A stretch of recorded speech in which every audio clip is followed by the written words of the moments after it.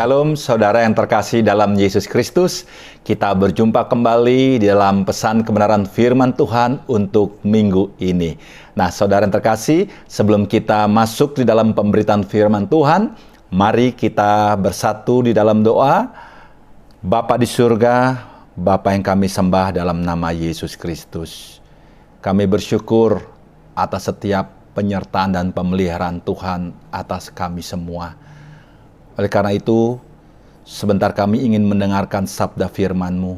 Bapa, tolong setiap kami, mampukan setiap kami memahami, serta melakukan kebenaran itu dalam kehidupan kami. Hamba-Mu yang Tuhan percayakan menyampaikan isi hati-Mu, Tuhan pakai hamba-Mu sebagai alat Tuhan di dalam memberitakan firman-Mu. Urapi hamba-Mu Bapa, sehingga setiap kalimat firman yang keluar dari mulut bir hamba-Mu hanya untuk menyenangkan dan memuliakan-Mu Tuhan saja. Terima kasih Bapa, Roh Kudus, kami siap mendengarkan sabda firman-Mu. Buka hati dan pikiran kami siap menyambut firman-Mu. Haleluya, amin. Saudara yang terkasih dalam Yesus Kristus, pesan kebenaran firman Tuhan saat ini yang akan saya sampaikan buat kita semua. Kembali kita akan melakukan pembelajaran firman Tuhan yang kita ambil di dalam Injil Matius pasal yang kelima, mengenai perkataan Tuhan Yesus ketika dia berkhotbah di bukit kepada murid-muridnya. Nah, hari ini kita akan belajar perkataan Tuhan Yesus pada saat khotbah di bukit di dalam ayat yang ke-7. Di mana dia katakan demikian, berbahagialah orang yang murah hatinya, karena mereka akan beroleh kemurahan. Saudara, apa maksud perkataan Yesus ini ketika dia katakan berbahagialah orang yang murah hatinya, karena mereka akan beroleh kemurahan. Saudara yang terkasih dalam Tuhan, hari ini kita akan belajar memaknai perkataan Tuhan Yesus ini dalam ayat yang ke-7 ini. Nah, seperti yang lalu kita sudah memahami kata berbahagialah di sini bukan menurut ukuran manusia, bukan menurut ukuran dunia pengertiannya. Sekali saya katakan, perkataan berbahagialah di sini bukan menurut ukuran manusia atau ukuran dunia. Tetapi saya katakan, kata berbahagialah di sini menurut cara pandang Tuhan. Oleh karena itu, ketika Yesus mengatakan, berbahagialah orang yang murah hatinya, karena mereka akan beroleh kemurahan. Yesus menurut cara pandang Tuhan, ia mengatakan bahwa orang yang murah hatinya, menurut cara pandang Tuhan, adalah orang yang berbahagia. Karena orang-orang yang seperti ini, orang-orang yang murah hati adalah mereka yang akan beroleh kemurahan. Nah, saudara yang terkasih dalam Tuhan, hari ini kita akan melihat apa arti daripada murah hati itu.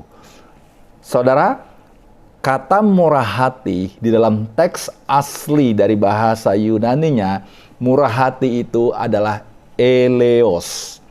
Sementara dalam teks terjemahan bahasa Inggris yaitu the mercy. Nah, saudara yang terkasih dalam Tuhan, ketika kita ingin memahami daripada arti murah hati ini, maka harus ada 3 unsur yang melekat untuk kita menyatakan arti daripada murah hati ini. Unsur apakah yang ketiga ini yang melekat di dalam kata murah hati ini? Yang pertama saya mau katakan, di dalam murah hati ini harus ada unsur empati. Apa itu empati? Empati adalah kemampuan untuk melihat penderitaan atau kesusahan orang lain dari sudut orang itu, sehingga bisa ikut merasakan penderitaan orang tersebut. Saudara, saya ulangi, empati adalah kemampuan kita ketika kita melihat penderitaan atau kesusahan orang itu, sehingga kita bisa ikut merasakan penderitaan dan kesusahan yang dialami orang tersebut. Nah, inilah yang dikatakan empati. Empati ini harus ada dalam unsur murah hati ini. Nah, yang kedua, kalau seseorang bisa merasakan kesusahan dan penderitaan orang lain dalam posisi orang itu, yang kedua, unsur yang harus ada adalah unsur simpati, adanya rasa belas kasihan. Ya, nah saudara, ketika dia melihat keadaan orang itu, dia memiliki rasa belas kasihan. Nah, yang ketiga, yang harus ada dalam unsur arti murah hati itu adalah, mari kita melihat di dalam Yakobus pasal yang kedua, Yakobus pasal kedua ayat 15 sampai yang ke-16. Yakobus pasal 2 ayat 15 sampai yang ke-16. Demikian, saudara. Saya akan bacakan. Jika seorang saudara atau saudari tidak mempunyai pakaian dan kekurangan makanan sehari-hari, dan seorang dari antara kamu berkata, "Selamat jalan, kenakanlah kain panas dan makanlah sampai kenyang," tetapi ia tidak memberikan kepadanya apa yang perlu bagi tubuhnya, apakah gunanya itu? Kita sambung saudara dalam 1 Yohanes 3, 1 Yohanes 3 ayat yang ke-18. 1 Yohanes 3 ayat yang ke-18 dikatakan juga demikian. "Anak-anakku, marilah kita mengasihi bukan dengan perkataan atau dengan lidah, tetapi dengan perbuatan dan dalam kebenaran." Saudara yang terkasih dalam Tuhan, dari dua ayat ini maka kita dapat menyimpulkan bahwa unsur ketiga di dalam murah hati ini harus ada unsur tindakan menolong. Nah, tidak cukup hanya berempati, tidak cukup hanya kita memiliki rasa belas kasihan atau simpati. Ini belum cukup, saudara. Murah hati harus dilengkapi dengan unsur tindakan menolong. Nah, saudara yang terkasih dalam Tuhan, seringkali kita hanya bisa mengatakan, "Aduh, kasihan," ketika kita melihat sesuatu terjadi, ketika kita di jalan melihat orang mungkin terjatuh dalam kecelakaan, kita hanya bisa, "Aduh, kasihan." Saudara, saya mau katakan, kasihan kita tidak cukup untuk menolong orang itu. Diperlukan empati. Bagaimana kalau saudara mengalami hal yang sama? Kita harus berempati. Kita harus memiliki belas kasihan melihat keadaan seperti itu. Tetapi tidak cukup empati dan simpati. Saudara juga harus dituntut untuk melakukan tindakan menolong orang tersebut. Nah, inilah jadi ketika seseorang dikatakan bermurah hati, harus memiliki tiga unsur ini. Orang tersebut memiliki kemampuan berempati, memiliki simpati, dan orang ini melakukan tindakan pertolongan. Nah, saudara yang terkasih dalam Tuhan, kalau kita melihat di dalam Alkitab, kita melihat ada banyak contoh-contoh di mana kita bisa belajar bahwa tindakan orang-orang yang melakukan bermurah hati ini, satu hal yang paling sempurna yang kita bisa jadikan contoh adalah bagaimana Yesus itu adalah contoh yang paling sempurna ketika dia melakukan suatu tindakan yang bermurah hati itu. Kenapa saya katakan tindakan yang sempurna yang dia lakukan? Saudara yang terkasih dalam Tuhan, kita tahu anak manusia itu datang untuk menyelamatkan orang berdosa. Nah, kita sadar ketika manusia diciptakan pada awalnya, manusia itu dikatakan menurut gambar dan rupa Allah, diciptakan dalam keadaan baik adanya. Manusia bisa berelasi dengan Tuhan Allahnya. Dan manusia diciptakan menurut gambar dan rupa Allah. Sempurna, saudara. Tapi kita lihat kejatuhan manusia ke dalam dosa mengakibatkan relasi manusia dengan Allah rusak. Manusia menjadi orang yang terkutuk. Dan kita lihat akibat upah dosa itu, manusia terancam di dalam apa? Hukuman kekal, kebinasaan kekal. Saudara, Allah melihat keadaan ini. Allah berempati, Allah bersimpati, Allah berbelas kasihan kepada manusia ciptaannya ini. Karena dia tahu bahwa kalau manusia ini tidak mampu dia menolong dirinya sendiri. Dan kalau manusia tidak mampu menolong dirinya sendiri, maka dia akan memperoleh kebinasaan kekal, hukuman kekal. Maka Allah melakukan tindakan pertolongan buat anak-anaknya. Dia mengirim anaknya yang tunggal, Yesus Kristus, turun ke dunia untuk melakukan karya penyelamatan atas dosa umat manusia. Sehingga dia mengorbankan dirinya mati di atas kayu salib. Inilah yang saya katakan, tindakan bermurah hati yang sempurna yang dikatakan di dalam Alkitab ini. Yang kedua, saya bisa mencontohkan suatu tindakan bermurah hati di dalam Alkitab. Saudara ingat di dalam Lukas pasal yang 10, Lukas 10 ayat 30 sampai yang ke-37. Di sini kita bisa melihat saudara kisah mengenai orang Samaria yang baik hati. Diceritakan di sini suatu kali ada seseorang yang sedang mau melakukan perjalanan dari Yerusalem menuju Yeriko. Di tengah jalan orang ini mengalami musibah. Orang ini dirampok, saudara. Dan bukan hanya dirampok, orang ini mengalami perlakuan sehingga dia mendapatkan luka dan mengalami kecelakaan sehingga dia tergeletak di pinggir jalan. Nah, saudara yang terkasih dalam Tuhan, ada seorang imam yang lewat dari seberang. Seorang imam hanya bisa melihat dan lalu ia pergi melalui orang tersebut. Kemudian seorang Lewi melakukan hal yang sama pula. Dia hanya melihat dari seberang dan dia kembali berjalan.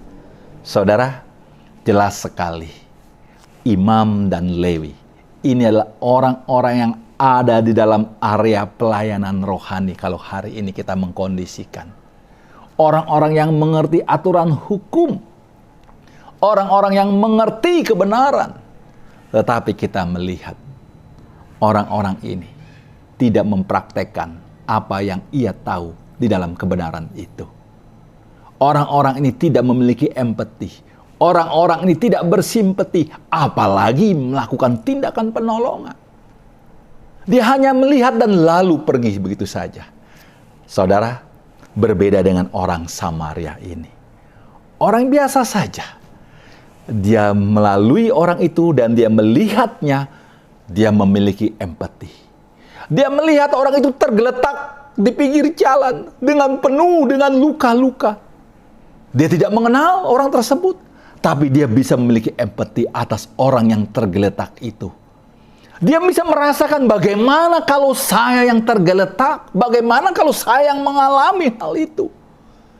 Tidak cukup di situ. Timbul rasa belas kasihannya untuk menolong orang tersebut. Orang Samaria ini bukan hanya berempati, bukan hanya bersimpati, tetapi dia melakukan tindakan penolongan. Dia menyampari orang yang terluka tergeletak di pinggir jalan itu. Lalu dikatakan Alkitab, dia meminyakinya, mengobatinya, lalu menaikkannya ke atas keledainya. Bahkan dia membawa ke tempat suatu penginapan untuk dirawat orang tersebut. Bahkan dia mengeluarkan biaya ke tempat penginapan itu untuk merawat orang itu sampai sembuh. Saudara yang terkasih dalam Tuhan, kita lihat seorang imam dan Lewi yang harusnya dia lebih cakap melakukan hal tersebut, tidak mampu melakukan itu. Tetapi kita lihat seorang Samaria. Dia memiliki empati, dia memiliki belas kasihan, dan dia melakukan tindakan penolongan itu. Nah, saudara yang terkasih dalam Tuhan, itulah bagaimana Alkitab menggambarkan orang-orang yang bermurah hati. Saudara yang terkasih dalam Tuhan, pertanyaan buat kita, kalau sekarang kita memahami arti daripada murah hati itu, harus ada unsur empati, harus ada unsur simpati, dan harus ada unsur tindakan penyelamatan atau pertolongan. Barulah kita bisa dikatakan orang-orang yang bermurah hati. Saudara, bagaimana kita hari ini menjadi orang-orang yang bermurah hati? Bagaimana saudara dan saya menyikapi kebenaran firman Tuhan, apa yang Yesus perkatakan, berbahagialah orang yang murah hati, karena mereka akan memperoleh kemurahan. Bagaimana kita menyikapinya di dalam kehidupan kita hari ini, untuk saudara dan saya menjadi orang-orang yang bermurah hati. Yang pertama, mari kita buka Efesus 4 ayat yang ke-32. Efesus 4 ayat yang ke-32 menggambarkan saudara dan saya untuk menjadi orang yang bisa bermurah hati. Efesus 4 ayat yang ke-32 dikatakan demikian. Tetapi hendaklah kamu ramah seorang terhadap yang lain, penuh kasih mesra dan saling mengampuni, sebagaimana Allah di dalam Kristus telah mengampuni kamu. Efesus 5 ayat yang kedua dikatakan demikian juga. Dan hiduplah di dalam kasih sebagaimana Kristus Yesus juga telah mengasihi kamu dan telah menyerahkan dirinya untuk kita sebagai persembahan dan korban yang harum bagi Allah. Saudara yang terkasih dalam Yesus Kristus, dari dua ayat ini menggambarkan pesan buat kita. Kalau engkau mau menjadi orang-orang yang bermurah hati, maka syaratnya lah harus sudah mengalami kemurahan Tuhan dalam hidupmu. Saudara, berbicara kemurahan Tuhan dalam hidup kita begitu besar dan begitu banyaknya. Seringkali kita nggak menyadari bahwa Tuhan begitu mengasihi saudara. Tuhan begitu besar kasihnya atas hidup saudara.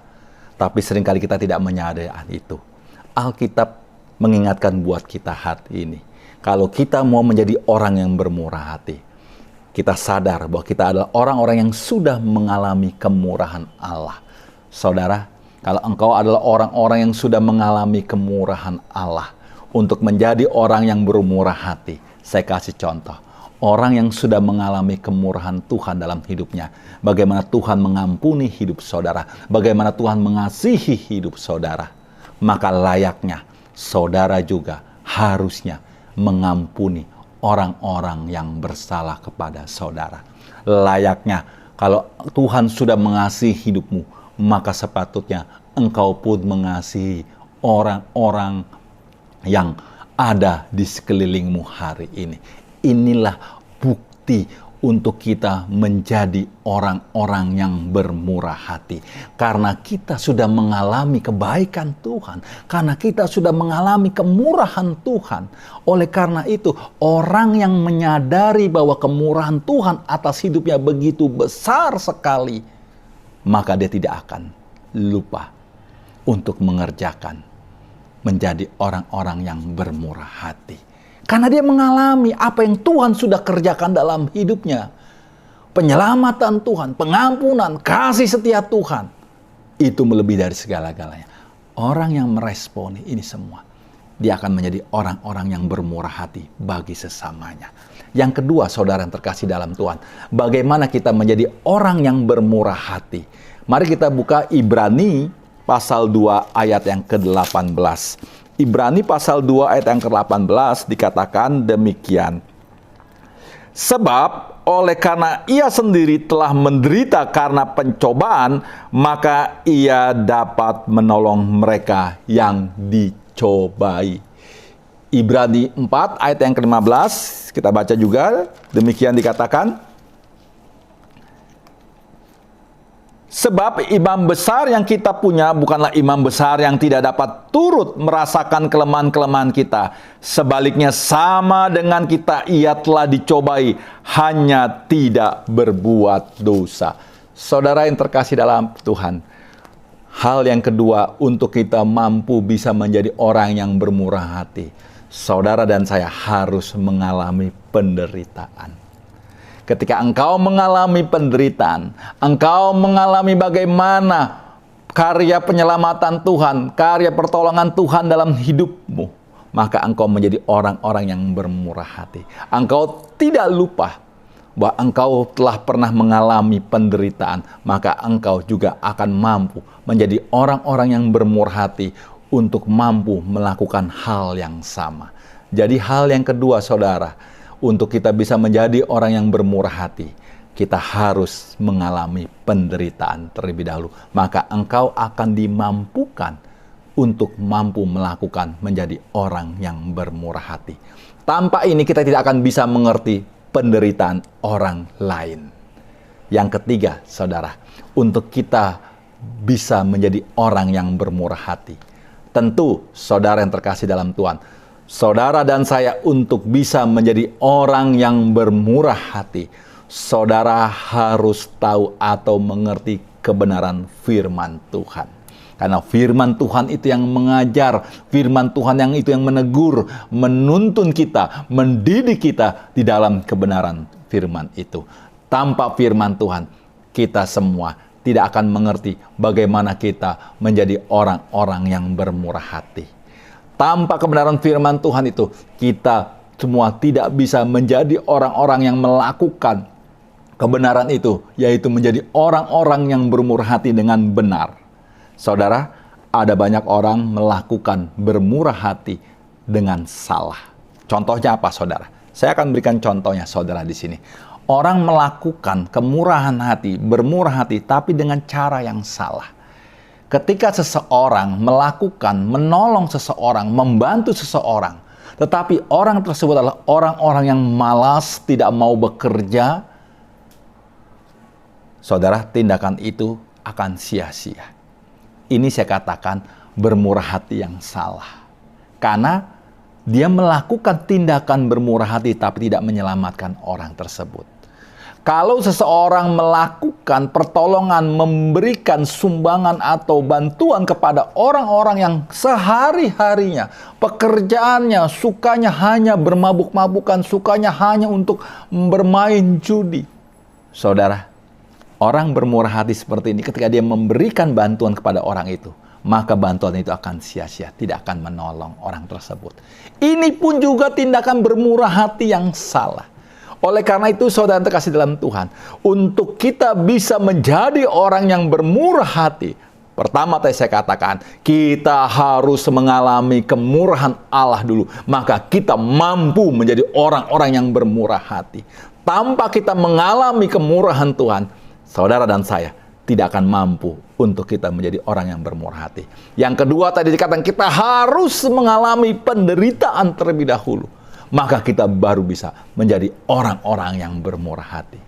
Dan yang ketiga, saudara dan saya untuk bisa menjadi bermurah hati, saudara harus mengerti kebenaran firman Tuhan. Karena firman itu yang menuntun kita. Firman itu yang mengajar kita. Firman itu yang menegur kita. Bagaimana kita untuk melakukan kemurahan hati itu dalam kehidupan kita. Nah, saudara yang terkasih dalam Yesus Kristus, sekarang kita mengerti. Ketika Allah mengatakan berbahagialah orang yang bermurah hati, karena mereka akan memperoleh kemurahan. Arti murah hati harus melekat 3 unsur ini.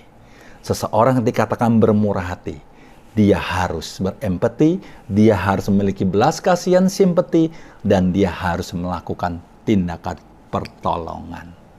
Oleh karena itu, saudara yang terkasih dalam Tuhan, Yesus katakan, orang-orang yang bermurah hati inilah orang-orang yang berbahagia. Orang-orang yang bermurah hati inilah, Yesus katakan, yang akan memperoleh kemurahan. Apa maksudnya ini, saudara? Saudara, ketika Yesus katakan orang yang murah hati akan beroleh kemurahan.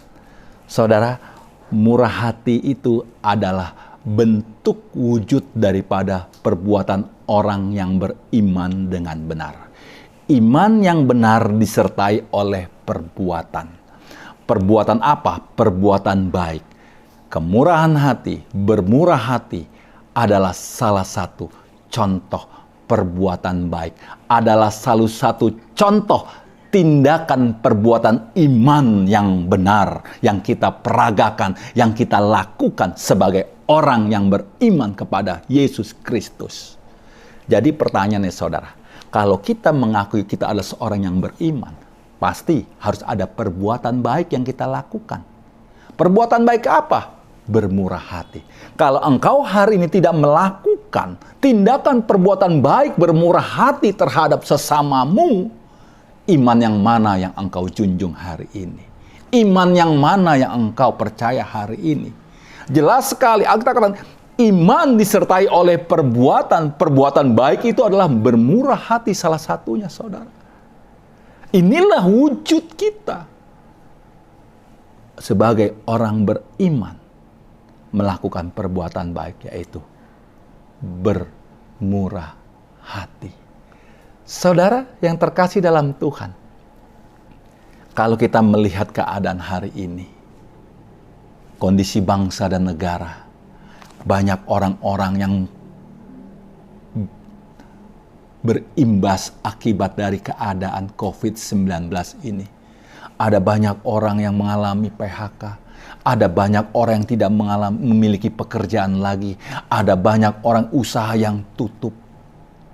Saudara yang terkasih dalam Tuhan, begitu banyak orang yang menderita hari-hari ini. Kita sangat mudah melihat di sekeliling kita. Saya mau katakan saudara, kalau kita adalah orang yang beriman, tunjukilah imanmu disertai oleh perbuatan. Perbuatan baikmu wujudkan dengan perbuatan bermurah hati. Kalau engkau bermurah hati, engkau memiliki empati, engkau memiliki belas kasihan, dan engkau melakukan tindakan pertolongan terhadap keadaan hari ini. Apa yang engkau bisa lakukan hari ini di tengah keadaan bangsa negara ini? Tunjukkan iman dan perbuatanmu. Di situ engkau sedang menunjukkan sebagai anak-anak Tuhan yang hidup di dalam kebenaran firman. Saudara yang terkasih dalam Tuhan, oleh karena itu Yesus berkatakan, orang-orang seperti ini adalah orang-orang yang berbahagia, karena orang-orang seperti ini akan memperoleh kemurahan. Orang-orang yang bermurah hati, orang-orang yang beriman, menunjukkan perbuatan imannya dengan perbuatan baik, bermurah hati. Oleh karena itu, Yesus katakan, orang yang seperti ini akan memperoleh kemurahan. Saudara, bukan hanya kemurahan. Yesus katakan, orang-orang seperti ini juga adalah orang-orang yang berbahagia. Mari saudara, berlomba-lombalah kita menyatakan iman kita dengan perbuatan kita, dengan melakukan tindakan bermurah hati. Mari, pertajam empatimu, pertajam simpatimu, perbanyak perbuatan pertolonganmu dimanapun engkau berada, dimanapun engkau melangkah. Disitulah imanmu engkau nyatakan, iman Kristenmu. Saudara yang terkasih dalam Tuhan, kiranya kebenaran firman Tuhan, apa yang sudah disampaikan pada saat ini, menjadi kekuatan buat saudara dan kita semua. Bagaimana kita melangkah melakukan perjalanan iman Kristen kita di tengah-tengah dunia hari ini. Disitulah kita ingin menunjukkan identitas kekristenan kita yang berbeda dengan orang di luar kekristenan. Kiranya kebenaran firman Tuhan yang saudara dengar pada saat ini memberikan kekuatan buat kita. Bagaimana kita berjalan melangkah bersama dengan Tuhan. Shalom, sola gracia. Tuhan Yesus memberkati. Mari saudara terkasih dalam Tuhan, kita satu di dalam doa. Bapa, terima kasih buat pesan firman-Mu saat ini yang sudah disampaikan. Biarlah setiap kami merenungkan, disadarkan bahwa iman percaya kami harus disertai oleh perbuatan yang benar. Perbuatan yang benar salah satunya adalah bagaimana kami melakukan orang-orang yang menjadi orang-orang yang bermurah hati. Bapa, mampukan kami Tuhan menjadi orang yang bermurah hati. Karena kami adalah orang-orang yang sudah mengalami kebaikan Tuhan, pertolongan Tuhan, kasih setia Tuhan dalam hidup kami. Oleh karena itu kami tidak boleh menjadi orang yang egois, hanya memikirkan diri kami sendiri. Bapa, di tengah situasi kondisi hari ini, pakai setiap kami anak-anak-Mu, jemaat Tuhan, para penonton yang menyaksikan saat ini. Pakai hidup kami Bapa, menjadi orang-orang yang menyatakan iman yang benar dengan melakukan perbuatan bermurah hati. Di tengah kondisi bangsa negara yang tidak kondusif ini, disitulah kami menyatakan bagaimana pribadi anak Tuhan harus berbeda. Terima kasih Bapa, kami sambut firman-Mu pada hari ini di dalam kehidupan kami sehari-hari. Mampukan setiap kami melakukan kebenaran ini. Terima kasih Bapa. Dan kini tiba saatnya Bapa, kami rindu setiap kami. Tuhan memberkati kami. Mari saudara-saudaraku kekasih-kekasih Allah, arahkanlah hati dan pikiranmu. Terimalah berkat anugerah Allah. Tuhan memberkati engkau dan melindungi engkau. Tuhan menyinari engkau dengan wajahnya dan memberi engkau kasih karunia. Tuhan menghadapkan wajahnya kepadamu dan memberi engkau damai sejahtera mulai saat hari ini sampai Maranatha. Haleluya. Amin.